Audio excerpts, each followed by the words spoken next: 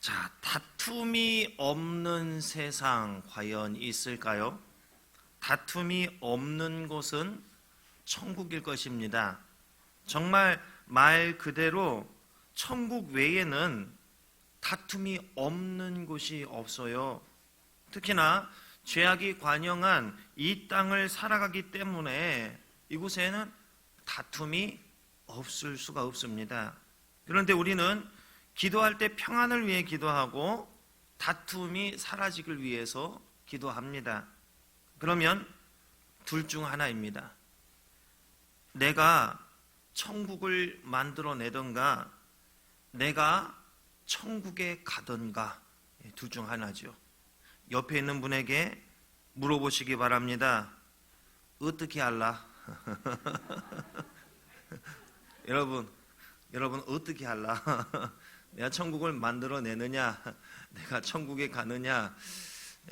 답은 앞에 게 뻔하겠지요. 우리가 천국이 좋은 곳이라는 것에 대해 알고 있습니다. 그러나 지금 바로 천국에 가라고 하면은 어때요? 좋긴 하지만 뭔가 이게 좀 석연치 않아, 좀 그런 기분이 들어요. 그만큼 우리는 이 땅의 삶에, 이 땅을 살아가는 내 생명에 대해 좀 몰두하며 살아가고 있더라는 거죠. 천국에 가고는 싶지만 지금은 아닙니다, 이런 거죠. 좀 이상하지요. 하나님, 천국에 가고 싶습니다. 그러나 오늘 내일은 아닙니다. 하나님, 조금만 더 살다가 누리다가 아시죠? 이런 마음이 우리는 있더라는 거죠. 한 이발사가 종교가 없다가 이제 기독교를 믿게 되었어요. 이 이발사는 이발하러 오는 사람들에게 이 종교에 관해 이야기해 주는 것이, 내가 믿고 있는 이 기독교에 대해서 전해주는 것이 마땅하다는 생각이 들었어요. 그는 어떠한 화제를 가지고서도 이야기를 잘 주도해 나갔지만은 그런데 종교에 관한 이야기는 이걸 어떻게 시작해야 될지를 모르겠는 거예요. 어느 날 아침에 이웃의 박 씨가 면도를 하러 왔어요. 이발사는 느닷없이 박 씨! 소리를 쳤어요. 얼마나 이게 크게 해서 갑작스러웠는가, 이 박 씨 깜짝 놀라가지고요, 이게 면도하는 중에 이 입이 살짝 긁히게 되었습니다. 박 씨! 또 이렇게 크게 이걸 불렀지만은 말이 이게 좀처럼 나오지를 않는 거예요. 그래서 벽에 걸린 가죽끈으로 가서 면도칼을 그게 쓱쓱 문지르면서 다시 박씨 이렇게 부르는 거예요. 그리고 천국에 대해서 말해야지 싶어서 다음과 같은 말로 이제 대화의 주제를 시작한 거예요. 죽을 각오가 됐어요? 혼비백산한 박씨는 의자에서 벌떡 일어나 밖으로 뛰쳐나갔다고 합니다. 옆에 분에게 말씀해 주세요. 죽을 각오가 됐어요?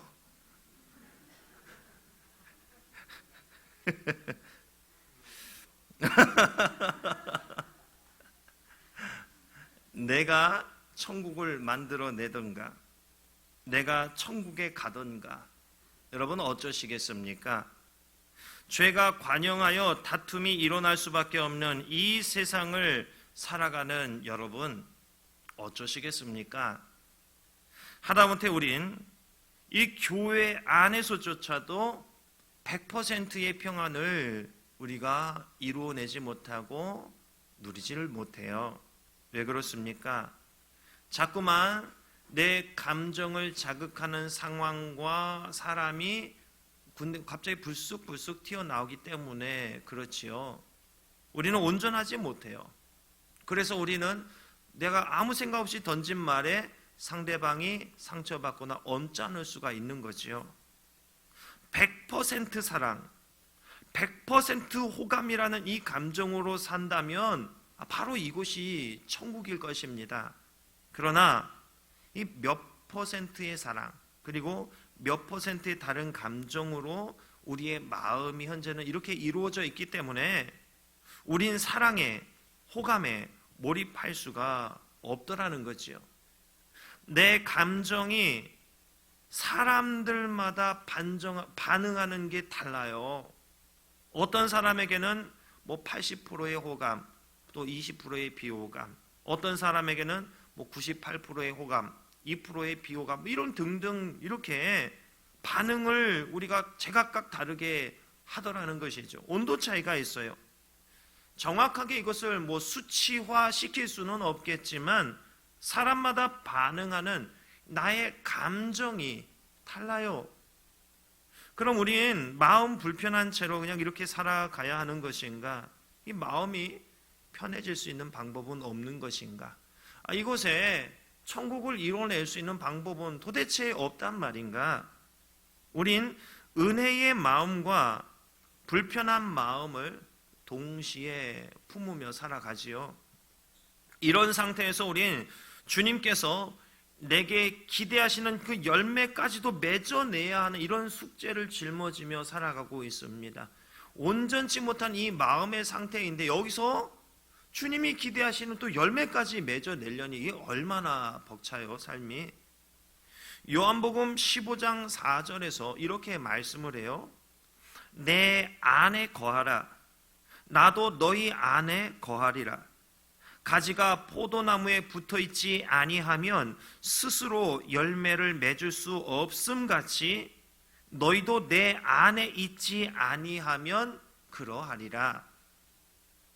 주님께 내가 붙어있지 않으면 열매를 맺을 수 없다고 말씀합니다. 어떻게든 주님께서 기대하시는 열매를 맺어내야 하는데 그러려면은 어떻게 해야 한다고요? 주님께 붙어 있어야 한대요. 주님 안에 거해야만 한대요. 자, 그러면 주님 안에 거한다는 게 무엇을 말하는 것일까요? 주님의 말씀이 이 안에 거하는 거예요. 주님의 말씀을 지키면 주님의 사랑 안에 거한다고 말씀을 해요. 주님의 말씀이 무엇인가? 내가 너희를 사랑한 것 같이 너희도 서로 사랑하라. 주님 안에 거한다는 것은 결국 사랑과 관계된 것이었습니다. 사람마다 반응하는 나의 감정이 다른데 그런 나의 상태에 대한 주님의 대답은 뭐예요? 결국은 사랑이에요. 사람마다 반응하는 나의 감정이 다르지만 주님의 말씀대로 사랑으로 내가 반응을 하면 그것이 주님 안에 거하는 것이랍니다. 그러면 어떤 일이 일어나게 되는가? 요한복음 15장 7절에 너희가 내 안에 거하고 내 말이 너희 안에 거하면 무엇이든지 원하는 대로 구하라. 그리하면 이루리라. 뭐라고요? 원하는 대로 구하기만 해. 다 이루어지게 해줄게. 이 말씀을 하는 거예요. 또 요한복음 15장 14절을 보면 너희는 내가 명하는 대로 행하면 곧 나의 친구라. 이렇게 말씀을 해요. 사랑에 대해서 말씀을 하셨는데 이것을 내가 실천해야 하면 내가 어떤 존재가 돼요? 예수님의 친구라. 참 놀라운 거죠. 원하는 대로 구하면 이루어진답니다. 예수님의 친구가 된답니다. 주님의 종이 아니라 주님의 친구가 된답니다. 사랑에 대한 주님의 말씀을 내가 지키면 이런 역사가 나에게 일어나게 된다는 거예요. 욕심이 나지요. 귀가 쫑긋하고 눈이 번쩍이는 말씀이죠. 이거 구하는 대로 다 응답해 주신다고? 이제 나를 보고 이제 친구라고 불러주신다고? 쫑긋하지요. 그런데 내게는 사람마다 다르게 반응하는 이 감정이라는 숙제가 있어요. 이것 때문에 이 사랑하라는 말씀을 내가 잘 안 되잖아요. 이 감정을 뛰어넘어 주님 안에 거해야 할 텐데 그게 여러분 그게 쉬운 일이던가요? 안 돼요. 잘 안 돼요. 그런데 오늘 말씀에서 주님은 원수를 사랑하며 박해하는 자를 위하여 기도하라고 말씀하십니다. 이같이 하면 하늘에 계신 너희 아버지의 아들이 될 것이라 말씀을 하셔요. 하나님의 자녀 되기가 참 쉽지 않지요. 사랑스럽지 않은 자를 사랑해야 한다는 게 이게 쉽지 않습니다. 그럼 이것을 어떻게 이루어냅니까? 어떻게 사랑을 합니까? 그런데 다음과 같이 말씀하셔요. 너희가 너희를 사랑하는 자를 사랑하면 무슨 상이 있으리요? 세리도 이같이 아니하느냐? 이 말씀에 의하면 뭐예요? 사랑할 수 없는 자를 사랑해야 그래도 상급이 있는 거구나. 그래? 그러면 상급이라도 바라보면서 사랑을 내가 결단해야 되는 것인가? 마음은 안 가지만 그래도 나에게 주어질 이 상급을 바라보면서 그래 내가 상급 사랑합니다 이렇게 해야 되는 것인가? 사랑하는 감정이 안 잡히거든 상급이라도 바라봐 이렇게 말씀하고 계시는 것인가?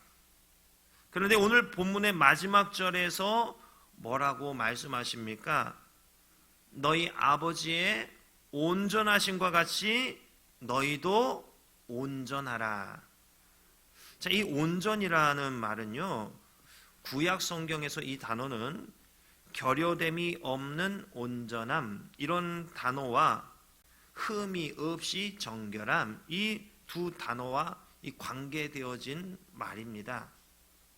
구약에서 하나님은 아브라함에게 내 앞에 행하여 완전하라 이렇게 명령을 하셨고, 노아와 다윗과 욥의 경우 흠이 없는 온전한 삶을 살았다고 이렇게 말씀하신 것을 우리가 볼 수가 있습니다.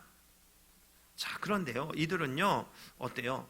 도덕적 측면에서 따져봤을 때에 결코 완전한 삶이 아니었어요. 부족하고 흠이 있었고, 다윗은 심지어는 간접 살인까지 저지르는 죄악을 저질렀던 사람이에요. 그런데 성경은 이들의 삶에 대해서 어때요? 흠이 없는 온전한 삶을 살았다고 이렇게 말씀을 하고 있어요. 그러므로 이 온전함이란 이 말씀은 도덕적이나 윤리적 측면에서 인간 행위의 완전이 아니고 하나님과의 관계에 있어서 완전함을 말한다고 봐야 됩니다. 하나님과의 관계예요. 즉 하나님의 완전한 지배를 받으며 하나님께 전적으로 복종하는 모습이 바로 온전함의 차원이라는 말씀이에요. 하나님의 온전한 지배를 받는 거예요. 하나님께 전적으로 복종하는 거예요. 그런데 인간은 스스로 온전해질 수가 없습니다. 하나님의 뜻을 바로 깨닫고 마지못해 행하거나 외식적으로 행하는 율법 준수가 아니라 진정한 기쁨으로, 마음에서 우러나는 참된 이 순종으로, 이 마음으로 하나님을 사랑하고 이웃을 내 몸과 같이 사랑하려는 적극적인 삶을 살 때 비로소 온전해질 수가 있는 것입니다. 그러므로 온전함은 나에게서 시작되는 것이 아니더라는 거예요. 하나님의 완전한 지배, 하나님께 전적인 복종이 될 때 온전해지는 거예요. 사랑스럽지 않은 사람을 어떻게 사랑합니까? 이거는 불가능한 일이지요. 자꾸만 그 사람을 볼 때 과거에 내가 품었던 이 좋지 않은 감정이 어때요? 자꾸만 올라옵니다. 그런데 하나님은 사랑하래요. 너희가 너희를 사랑하는 자를 사랑하면 무슨 상이 있으리요? 이 말씀에 어떻게 반응하게 되나요? 어떨까요? 하나님, 저 사람을 사랑함으로써 받는 상급, 그냥 포기할게요. 제가 그 상급만큼 그냥 포기할게요. 그냥 어떻게 사랑합니까? 그건 정말 안 되죠. 힘들어요. 이런 생각 품게 되죠. 내가 마지못해 하는 것도 정말 대단한 것인데 내게 기쁨이 없고 억지로 하거나 상급을 포기하더라도 그 사람을 사랑할 수 없는 이유는 하나님의 완전한 지배, 하나님께 전적인 복종이 내게 이루어지지 않았기 때문입니다. 무슨 말입니까? 내가 누군가를 온전히 사랑하지 못한다는 것, 사랑하지 못해서 내가 하나님 앞에 온전하게 서지 못한다는 것은 하나님과의 관계가 지금 내가 온전치 못한 상태라는 거예요. 사랑은 내 감정에서 비롯되는 게 아니라 어디서 비롯되는 거예요? 그러면 하나님과의 관계에서 비롯되는 것입니다. 내가 하나님의 말씀에 완전히 지배된 상태가 되면 사랑의 열매를 맺게 되어 있어요. 사람을 보고 내 마음에 불편함을 느끼고 그로 인해 상대방을 내가 품을 수 없다면 나와 하나님과의 관계를 점검해 보셔야 됩니다.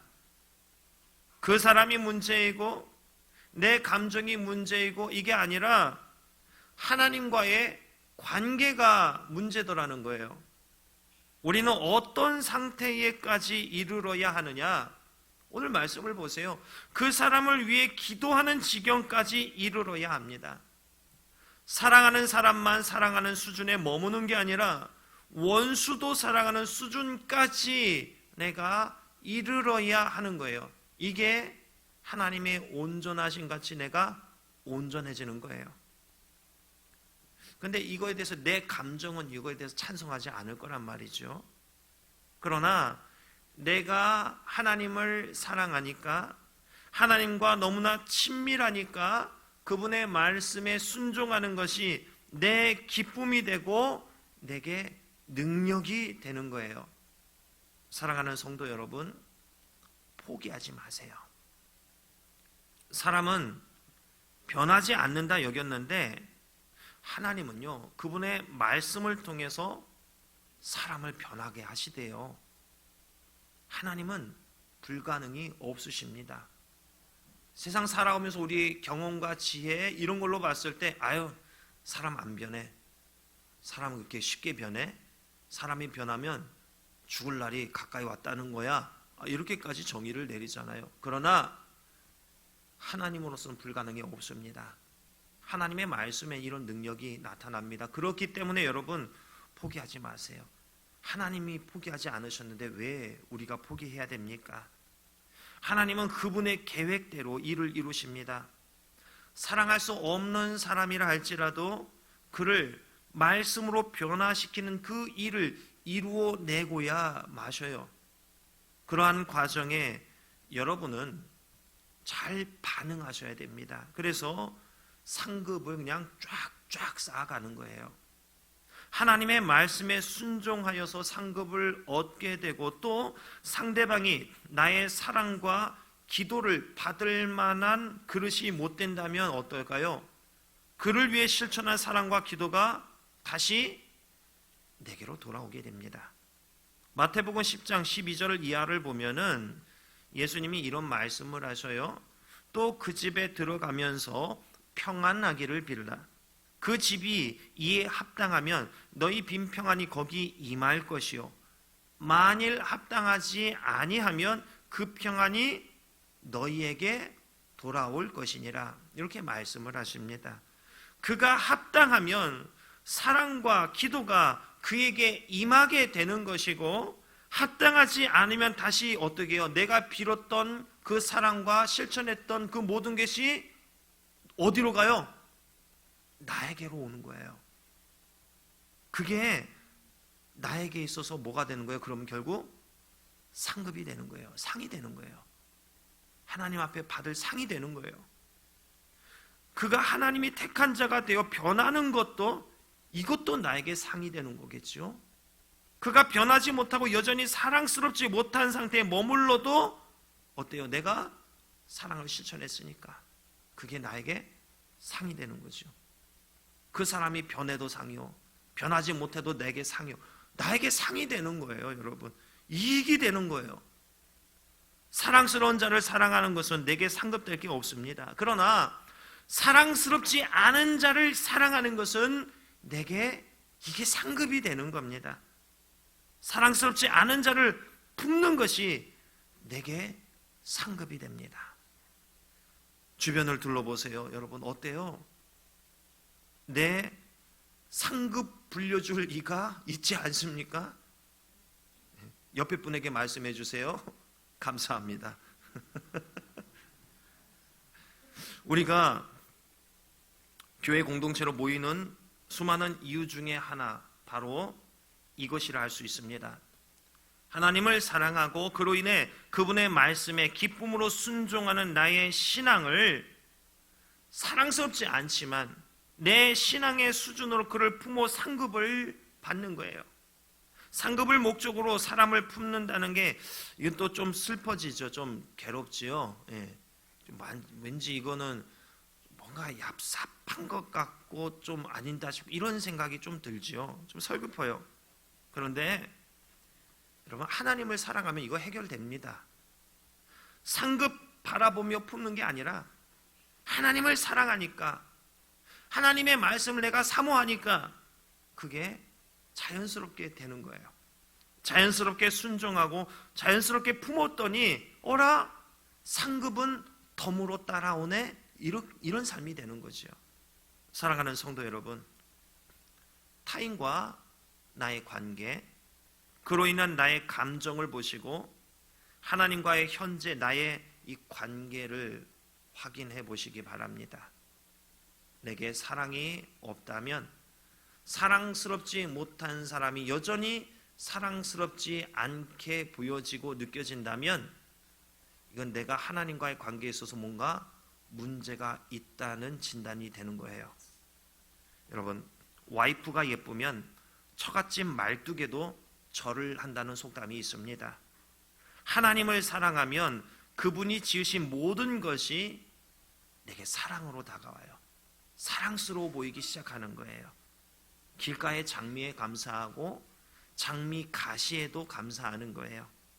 오늘 말씀을 통해 하나님과 나의 관계를 다시 점검하고 확인해 보시기 바랍니다.